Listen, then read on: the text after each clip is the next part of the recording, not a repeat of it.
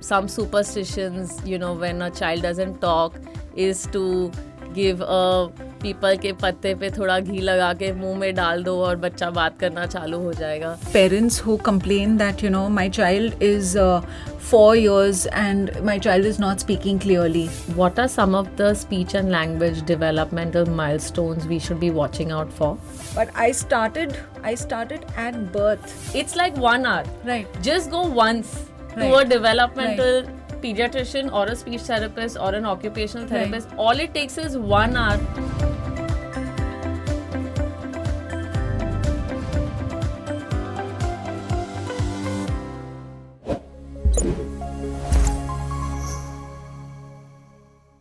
Hi, this is Jesal and welcome to Little Joy's Unbox Parenting, where we discuss modern parenting in the Indian context. There are a lot of misconceptions and myths around speech and language development, and a few I've heard over time as a young mother is, that girls speak faster than boys, girls speak more than boys. Kids can't talk in multiple languages at the same time because it confuses them. And there are a few more and a lot of superstitions as well. Some superstitions, when a child doesn't talk, is to give a people के पत्ते पे थोड़ा घी लगा के मुंह में डाल दो और बच्चा बात करना चालू हो जाएगा. So joining me today is Alifia Bharmar. She's a speech and swallow therapist who works extensively with parents and young children. Hi Alifia. Hi Jesal. Thank you so much for having me over here. Thank you so much for coming. There are some very common questions or misconceptions around speech and language development, and I'm sure you have a lot, but I'll tell you a few that I heard.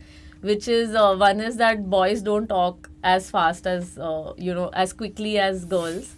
And some of the others I heard is that children can't pick up multiple languages at the same time. There has been a lot of innocuous speech and language issues that I have also come across.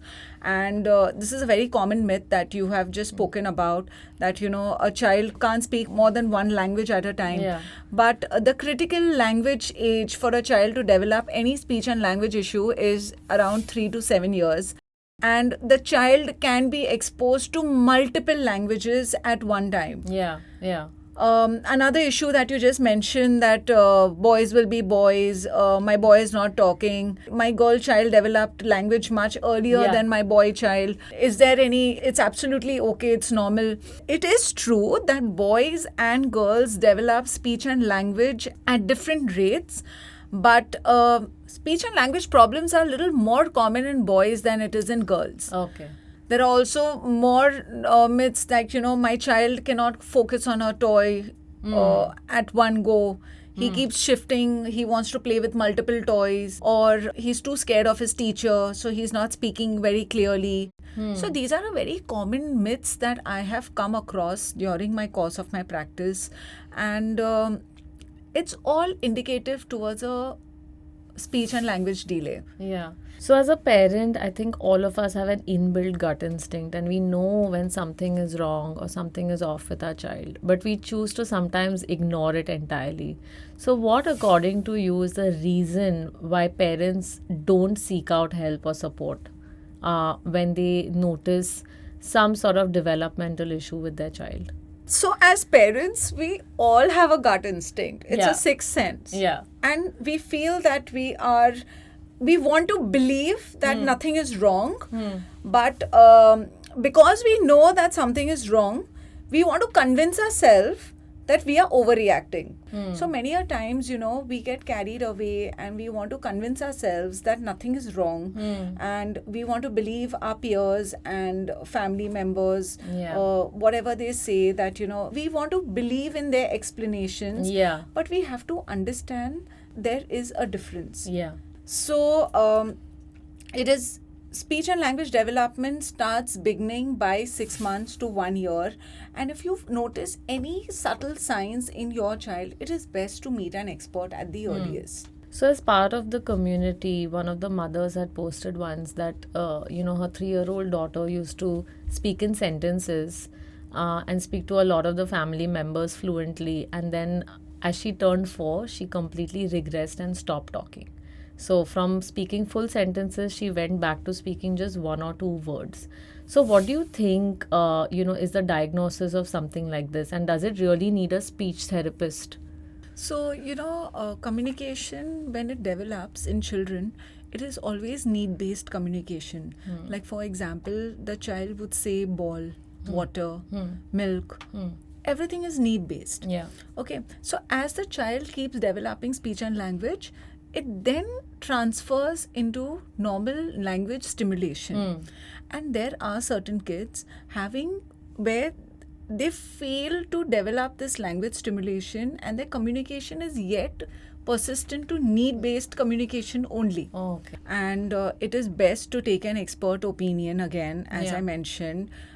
Speech and language stimulation would definitely help this child help form better ways of communication, because communication is not only just talking. Yeah. Communication has to be two-way communication. Yeah. So even a child giving simple eye contact or pointing to a thing, all these things are very difficult for these kids. Yeah. So, what are some of the other speech and language developmental issues you see in your clinical practice? There are also parents who complain that my child is 4 years and my child is not speaking clearly. So this is clearly indicative of an articulation difficulty. So at times when the child is not able to say certain words as per normal development, so they don't tend to speak. Yeah. They try to avoid speaking. Yeah. So there are certain sounds which develop by 3 years, like p, b, k, g. They should develop by 3 years. Got it. And the later sounds s, sh, z. These are the complex sounds which develop by age 4. Got So it. if you feel that your child is 4 years and tat is said for cat or labbit is said for rabbit. Yeah. So, it is again best to rectify these speech sounds at the earliest so that they don't lead to learning difficulties later on. Understood. So, Jason, another very common complaint that I have come across is that my child cannot focus on one toy, often shifts toys, he's very destructive. Okay, so children can focus on a toy by 2 years. Okay. And constructive play starts developing by 2 years. Okay. So if you notice all these kind of subtle signs in your child where he's not able to play with an object at least for few minutes or listen to a story that you have been telling them, all these could be a sign of attention deficit hyperactive disorder. Okay. Okay, there are kids who repetitively would just play with one toy. Okay, and would not like to try new toys or get involved or seek help with an adult. Okay, that again would show me signs of child being on the spectrum.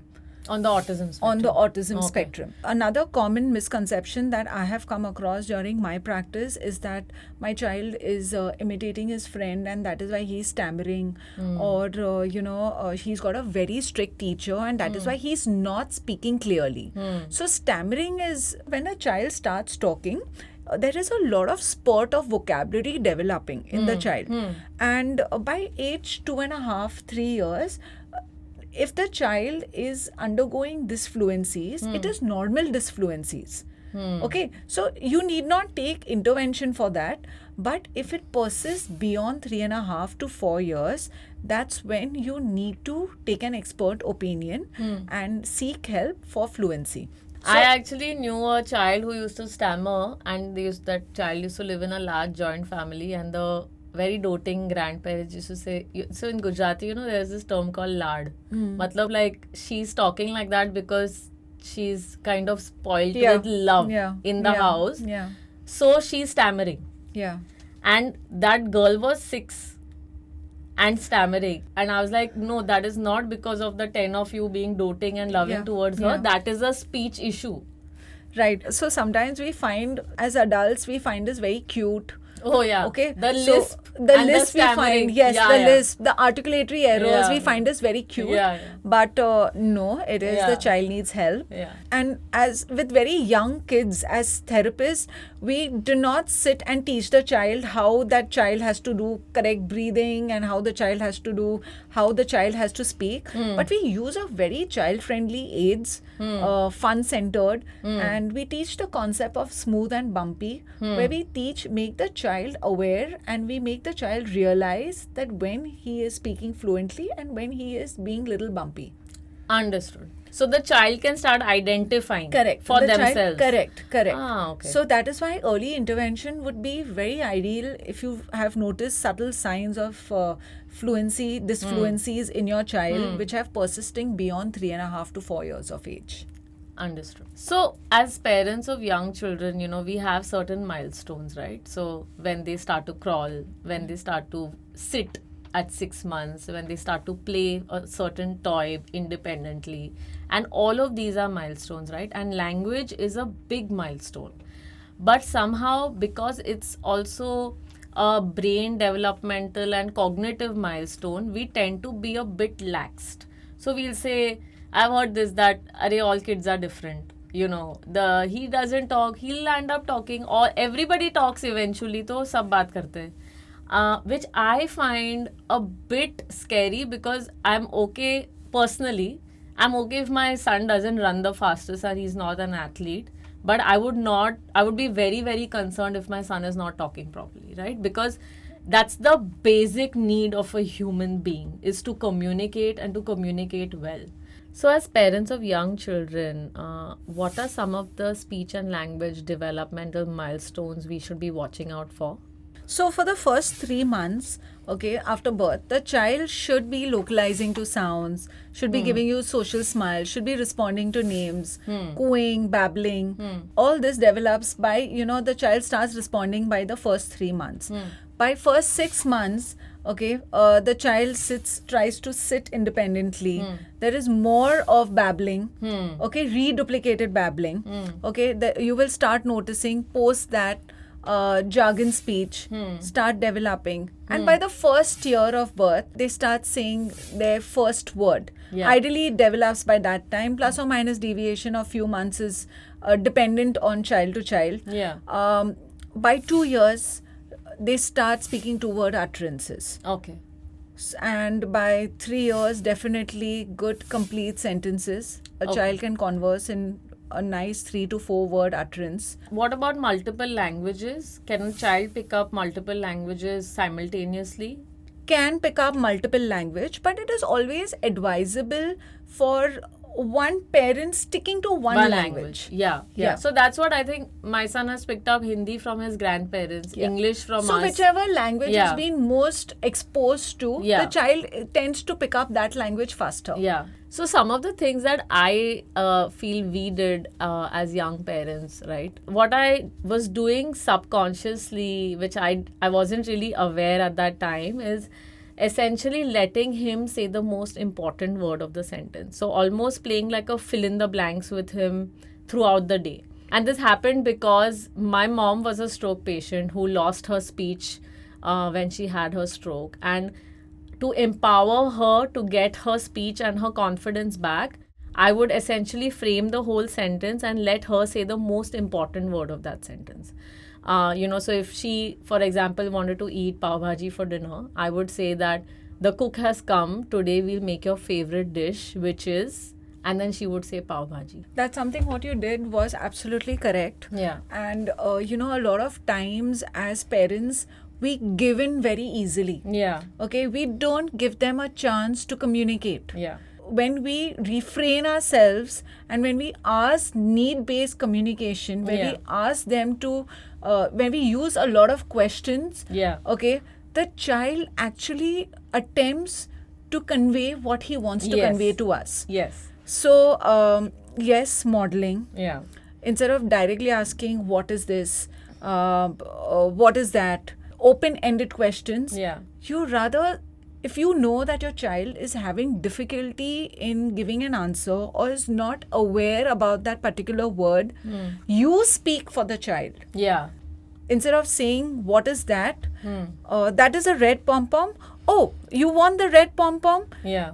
It is red in color. Let's stick the red pom-pom on the paper. So you're repeatedly using one particular word in multiple sentences. Understood. So the child not only starts associating, but the child also starts mastering that sound and that word. Yeah, yeah. According to you, what are some of the tips for parents, that can help their children develop early speech and language?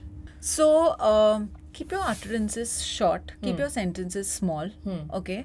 Good eye contact, look at your child, give your child good attention, bedtime stories, describe what you're doing. Yeah. Describe what you are doing with the child. Describe what the child is doing. Yeah. So the child becomes more aware. Yeah. Use a lot of descriptive words. Okay. Like if you are during bedtime, okay, we are sleeping on a soft pillow. Yeah. Or the blanket is so cushy. Yeah. Squishy. Yeah. And if you're doing a particular activity, art, craft, involves a lot of descriptive words. Talk about different colors, sizes, shapes. Okay, blue pom-pom, it's a circle in shape. Or let's color the sun yellow. Yeah. So we are talking about color, we are talking about shape, we are Yeah. talking about sizes. This is big, this is small. So use a lot of descriptive vocabulary with the child. Retell events. Okay, so what you did with your child was retelling stories, Yeah. recalling facts, Yeah. trying to understand how attentive your child is. Yeah. There are also kids who do face a lot of attention difficulties. Yeah. So when you know your child cannot focus on a task for like more than 2 minutes, start setting up timers. That okay, we'll do this task for 4 minutes. Okay, until the timer goes off, we are going to work on this activity. It was very funny, but I started reading to my son when he was 3 months old. And now he's almost 3, and we still do it. Every day before he sleeps, we read 5 books to him. And back then when I started, everybody was laughing at me saying, what are you doing? This child is just 3 months. Why are you reading to this child? But that habit has just stuck with him. Like he Correct. knows before bedtime he has to read 5 books. So as a parent, okay, not as a therapist right now, but I started at birth. Oh, I wow. used to read it. I used to read stories to my simple stories to my child constantly. So what happens is that by giving this language stimulation, it not only forms a habit with the child looks forward to reading books. Yeah. A lot of concepts start developing early. Yeah. A lot of recognition of concepts start developing. Yeah. So it is very important to inculcate reading in the child as early as possible and not wait for the right time. Yeah. There are a lot of touch and feel books that we use with the child. So, we are not giving only one kind of cueing to the child of only auditory or visual, but there are touch and feel books, so the child starts associating with touch, starts associating that word and feeling that word. It's really unfortunate and sad that we live in a very, very judgmental society, or even our extended families. Like, we don't openly discuss developmental issues. There is a problem of it being a big taboo. There's a problem of acceptance where, forget the extended family, the parents only don't want to accept that there is any issue. It's like, you want to wear blinders. It's like, it's not happening. This is not happening to me. This is not happening to my child. And what parents don't see is that the person who is most at loss because of this oversight is the child. Jesal, this is like a very, very common issue and problem that we've all, I've constantly faced in my practice, where parents are not ready to accept that their child is having a diagnosis or is having difficulty, is not speaking age appropriately. They don't take therapy seriously. They don't come in for sessions thinking everything is all right and everything will happen on its own by itself, and the child will start talking. But because of that, they have lost on so much of time. The child is facing academic difficulties. At an early age, we don't really realize, but the child not sitting in class, Yeah. not sitting in one place, is losing out on a lot of knowledge. Yeah. But it's very important Yeah. that you talk to your therapist. Yeah. You interact with your therapist. Yeah. You question the therapist, ask questions, set goals for your child together, Yeah. and work together with the therapist. Yeah. Because the child is coming to us for like, say, for half an hour to 1 hour in a week. Yeah. But maximum time you are with your child. Yeah. So Yeah. if goals and activities are set together Yeah. with the therapist, Yeah. it would not only help the parent but the child too. Yeah. Because you know your child's strengths and weaknesses. Hmm. So why not form activities, and why not create activities and goals which would benefit the child Yeah. and the development of the child? It's like 1 hour. Right. Just go once to Right. a developmental pediatrician or a speech therapist or an occupational therapist. All it takes is 1 hour. So this was great and really insightful. What, according to you, are the key takeaways for parents of young children? So I would like to conclude that keep a check on your milestones, okay, from birth. If you notice even subtle signs in your child of any deviances or difficulties, go meet an expert, okay? And there is no harm or no losing in addressing these issues as early as possible. We are only going to win, and early identification will lead to early intervention. Thank you so much, Alifia. It was lovely having you here with us. Thank you so much for having me here. So I hope this session was insightful. It helped you understand, the nuances around speech and language development. Thank you so much for listening to our conversation. I hope it was as insightful for you as it was for me. You can log on to our website, download our app. You can shop our products, consult with experts, and even join a community of mothers from across the country. And see you next time with yet another interesting topic.